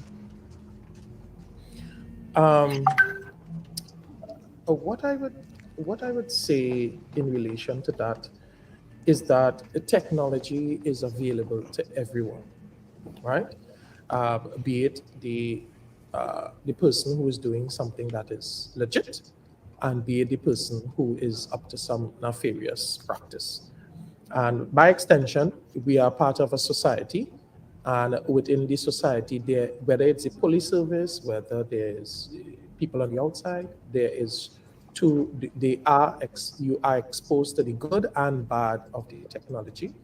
And while I might say it is quite possible, the TTPS has strong, robust systems in place to deal with these persons who are exploiting, or who possibly are. I don't want to say it is happening, but who possibly are exploiting these things. And we must be clear that even though somebody has plans to do something that is against what they would have signed on for, at the end of the day, we must be conscious that we can use the very same technology in order not only to protect the investigation, but we can also use it to deal with the perpetrator of the offenses, whether it's a police officer or if it's someone who is in the general public. So I would like to cover it with that statement in relation to the exploitation of technology. Okay. Right. You Oh, want to and cue then the... just to add this piece here, he's also talking about using it for good in terms of if they are using it. And I'm saying, yes, in many instances, officers are using the technology. We have, nearly every crime, there's a digital element or footprint, and the officers are well advised to use the technology. Yes, we can do more in terms of getting more officers on board with the technology because it's a culture thing. But we want you to be advised that officers are using the technology for the benefit of investigations and the wider public. Yeah. Okay. Yeah. And thank you, Mr. Frederick, who is also now the new chairman of Vision and Mission. Congratulations, sir. And you've been with the organization for quite an institution for quite a while and continued service. Thank you so much as a police officer and now as chairman of Vision and Mission. Inspector, can you cue this video, please, so that the public can see what you are speaking about with regards to protecting yourself at the ATM and other places? Which one will you see first? All right. We'll do the ATM first. Right. I just would like to cover for advertisement and stuff. We are not a proponent of the JMMB Bank. We are just using the item that they would have published in order to share it with the wider public, because some of the things they would have raised in the item are applicable to this segment. Yes? Okay, great. Thank you very much, JMMB Bank. Let's see what they have to share with us.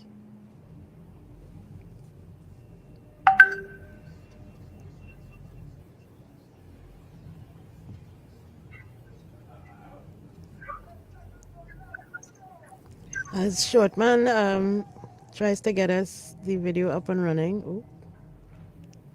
Maybe having some issues.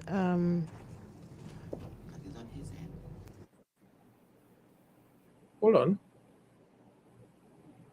Inspector, you are playing the video from your end. From your Yes. end. Yeah, but we're not getting audio. Yes.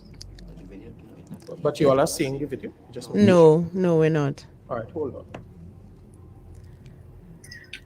As we are waiting on a video to load from Inspector Hernandez about ATM As the number safety. of e-commerce sites. Right, here we go. So what we will do the one with the online safety, the online shopping and stuff first, Okay. and then Right. we'll work on the other one with the ATM. Okay. Okay. No problem. Each day, more and more people prefer to shop online for convenience, choices, and ease of price comparison. Online shopping is easier than ever before with internet-connected computers, phones, or tablets. With the availability of Wi-Fi in many locations, internet access for online shopping is no longer an issue, although security has become a major concern for consumers and businesses. If you are a regular online shopper, there are a few steps that you can take to protect yourself from identity theft, prevent online fraud, and avoid paying higher prices. Here are a few steps that you can take to protect yourself when shopping online. First, make sure you are on the right website. There are many fake sites that look exactly like the authentic ones. Avoid clicking links from emails which can direct you to fake sites. Type the website's address and double-check the spelling to make sure you didn't mistype. Second, avoid visiting less known websites, especially if the websites don't show a security lock to indicate the website is secure for shopping.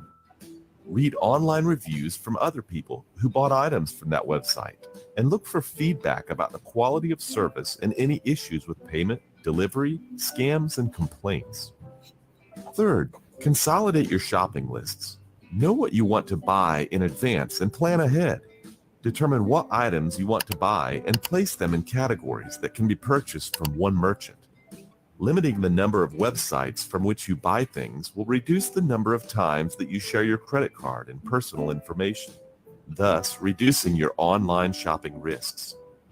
Once you have selected your items and placed them in the shopping cart, you must decide how to pay. Credit cards are the most common type of payments, whether you enter a credit card number or use your fingerprint to authorize the payment. Credit cards offer some protection that other methods of payment may not. For example, if there's a problem, the law gives consumers the right to dispute credit card charges and temporarily withhold payment while the dispute is investigated. If someone uses your credit card without your permission, your liability is limited to $50, but most credit card companies waive all charges to keep their customers happy. As a reminder, before you enter your credit card or other sensitive information online, make sure that the website address is correct and starts with HTTPS. The S stands for secure and means that your information is encrypted before it's transmitted. You can also look for the lock sign, which would also indicate the site is secure.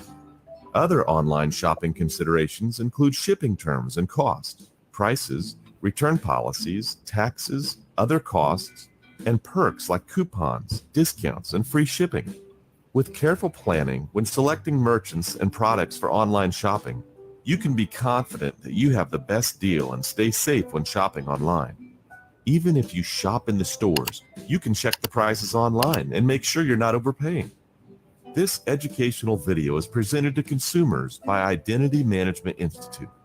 Visit us online for identity theft video courses, training, and speakers. All right. All right. So that, in a sense, there covers the items that we were speaking about earlier on when we were speaking about online shopping. And I just hope the wider public will not just see the little video and say, well, all right, but they will really not just be hearers, but livers of what is expected. Right. Yes. Now the other one. Right. So the one.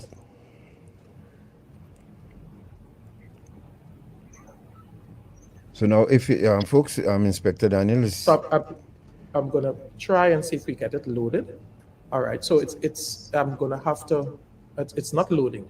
Okay. So what we'll have to do that possibly at the end. I have some work here that I might have to do because I don't know why I'm loading the other one, but this one is not coming up. But basically, when you talk about your ATM tips, basically what it really covers is you must know your surroundings before you enter an ATM. Many times people just walk into, especially in the night, I try to advise persons, do your ATM items in the daylight, but many times people, and then another thing too, sometimes people, they do it numerous times when you could plan what you're going to do, and then you go and do one transaction. And then, so you don't have to be constantly going to the ATM to take out money, take out funds and these things. And then the other thing is, while you are in the ATM, you need to protect your password. Some ATM machines, they already have some cover. I don't know if you all observed that, a little cover to protect. Yes, yes. But if it doesn't have it, you can put your hand as a protection when other people are inside the ATM machine. And do not accept help from anyone who wants to help you figure out anything in the ATM. Really, yes, and that's why you try to ask persons, speak to the bank employees who are present or who possibly are at the bank during the day, and ask for help from them if you have an issue or question, instead of asking for help from persons, because they can either rob you or they can get information that could cause problems in the future. Yeah. Now, Inspector, I would like you to put on another hat here for a few minutes, right? For people, but you're a police officer, you're an inspector of police, and there are a number of people who apply for firearms in this country. And when they get it, they expect this firearm to protect them without them being vigilant and aware of their surroundings, careful what they're doing. There was a robbery recently, and Shortman, I just wanted to show this video, please, and I want the inspector, and I want you all to observe. I have a legal fire.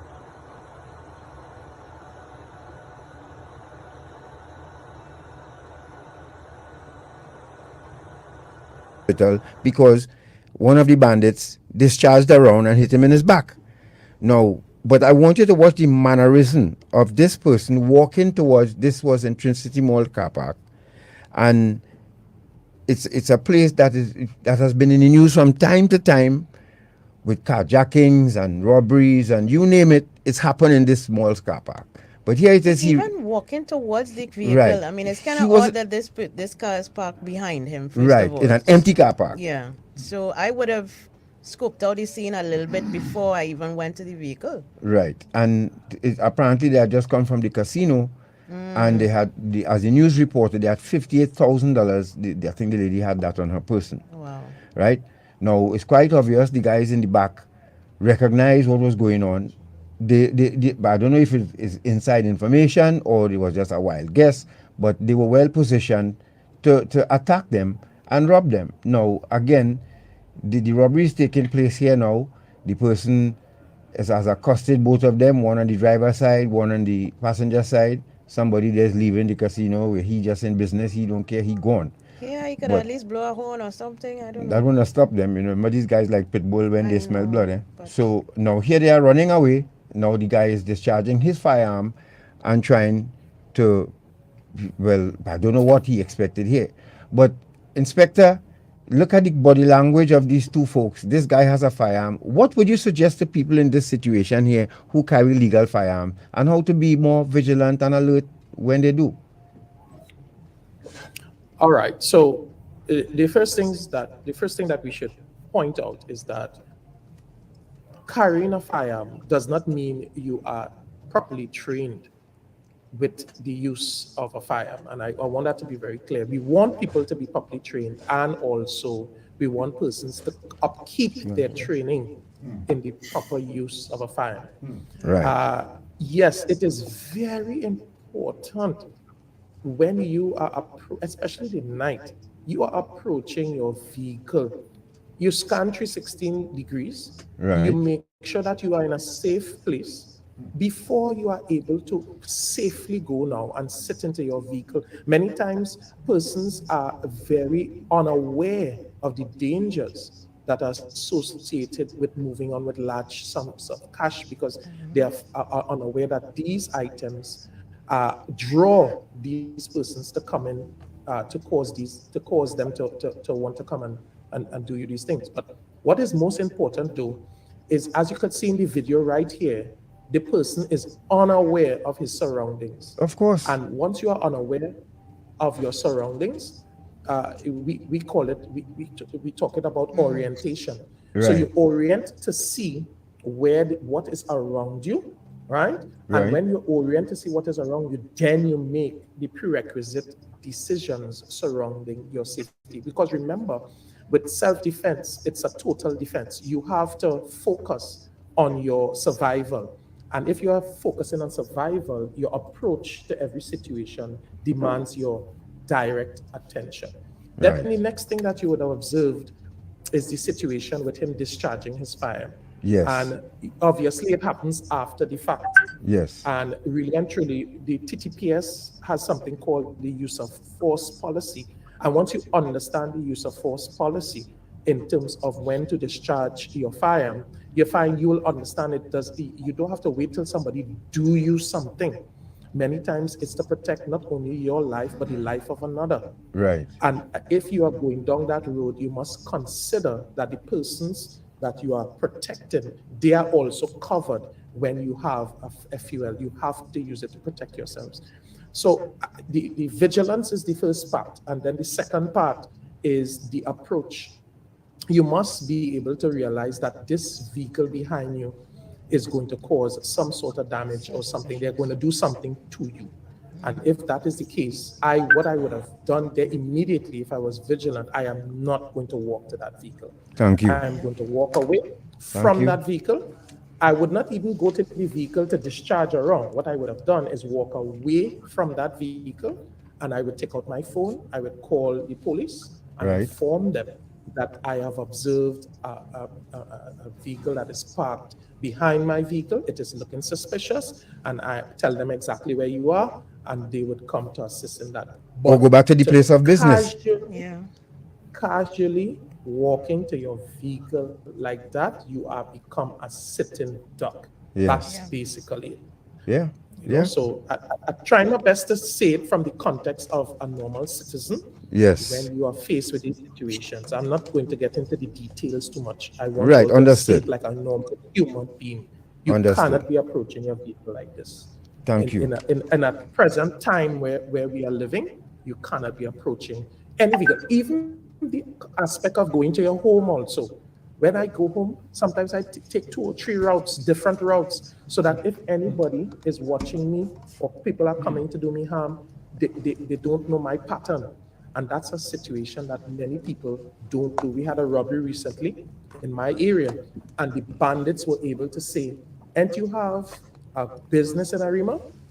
They were actually able to say that. So that means they were casing them. Yep, Right. So correct. I want to be very clear in that situation. Okay? Yeah. Sir, Thank you very you all much. have been so great here this morning. Mr. Smith, thank you for your patience and staying with us.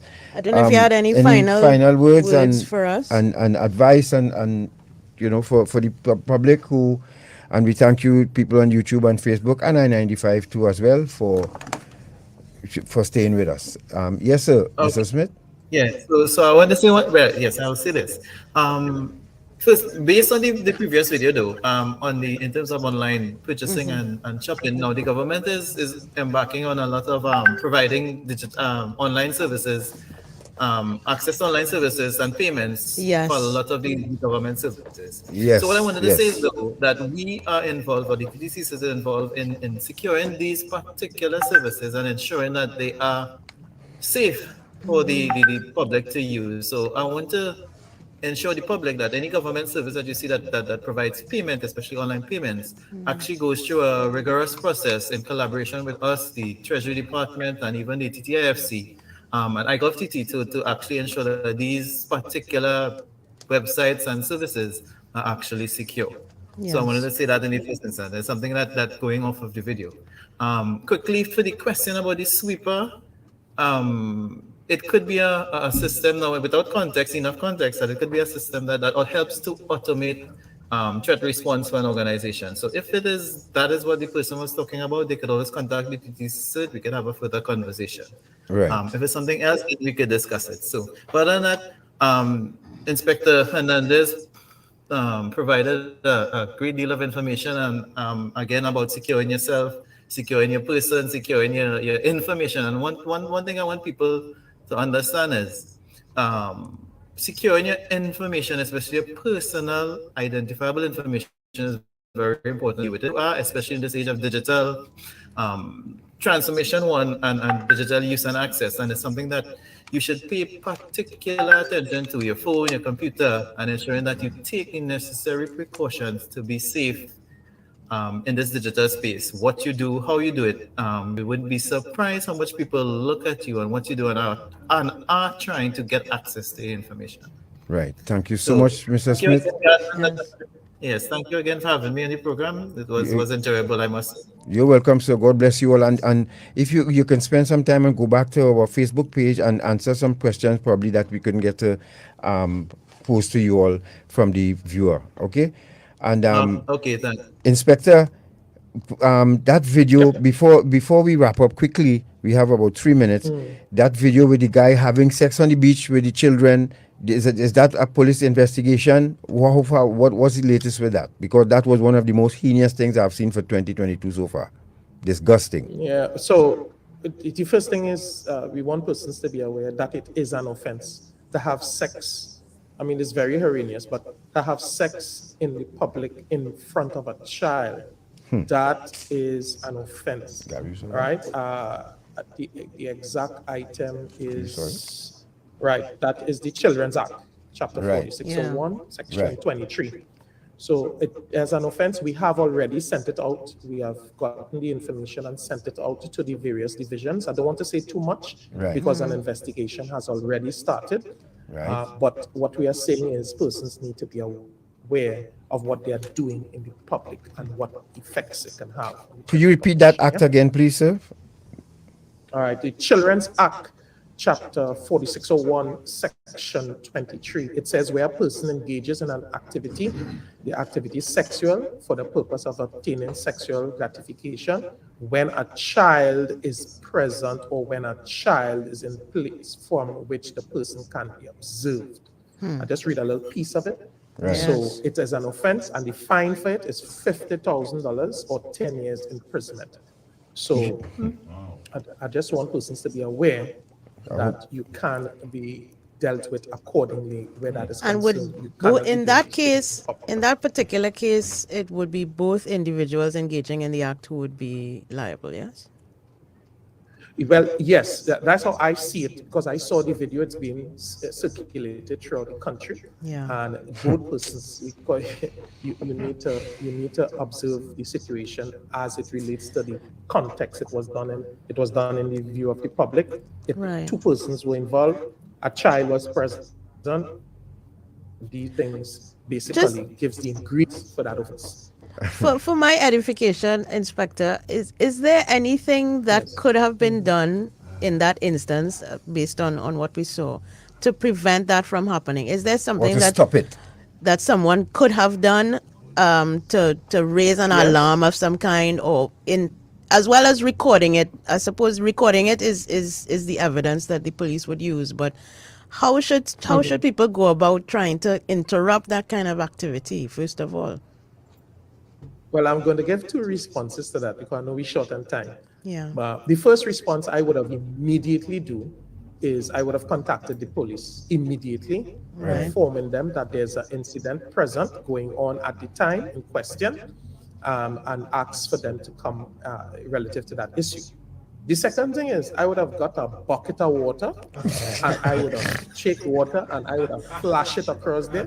Yes, Because you see animals behaving like this in public, and you take some water and you just throw the water. And, Yes. True. I I would think have of that gotten now. a Yes. bucket of water.